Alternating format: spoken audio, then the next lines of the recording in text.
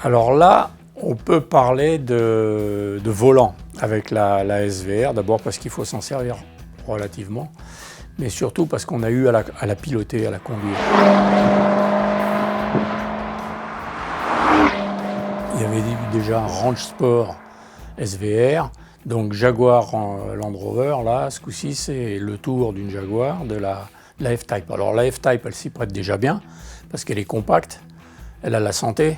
Quand on va chercher, on met le compresseur sur le V8, on est déjà à 550 chevaux. Là, il y a encore un petit bond, puisqu'elle doit en avoir 575 pour une auto relativement compacte.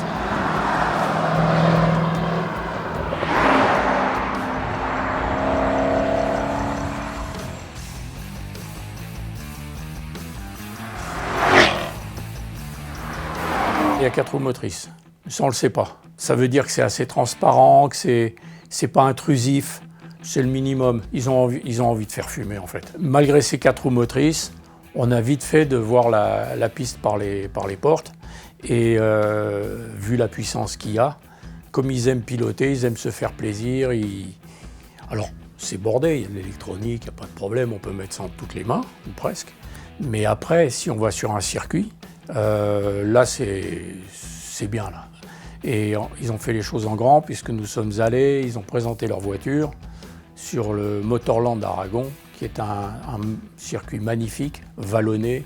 À un moment, on se regardait entre camarades journalistes, d'abord avec le sourire, avec une petite goutte de sueur parce qu'il faisait bon et puis qu'il fallait s'en occuper. Mais c'est un peu à l'ancienne, c'était le leitmotiv. C'est à l'ancienne, quoi. C'est un peu Cobra. Il y a des moments quand même, surtout si on n'a pas bien travaillé, qu'on a un petit peu été gourmand avec les pneus, un petit peu, qu'on n'a pas été assez fluide ou qu'on en a rajouté.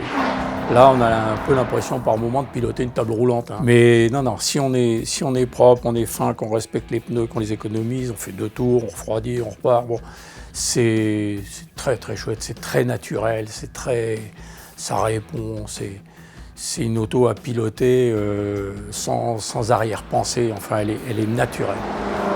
C'est vraiment un bon moment, c'est une belle auto, ça fait plaisir de voir et Jaguar et Land Rover se porter aussi bien en ce moment. Ce qui est sympathique, c'est de voir l'intelligence de Tata qui apporte ses moyens, mais qui leur demande de faire ce qu'ils ont envie de faire, ce qu'ils aiment et ce qu'ils savent faire. Quand on voit cette auto, moi ça me rappelle un peu le leitmotiv d'une amie suisse qui court en Formule Ford et qui dit « il vaut mieux être belle et rebelle que moche et remoche ». Ça, c'est la SVR.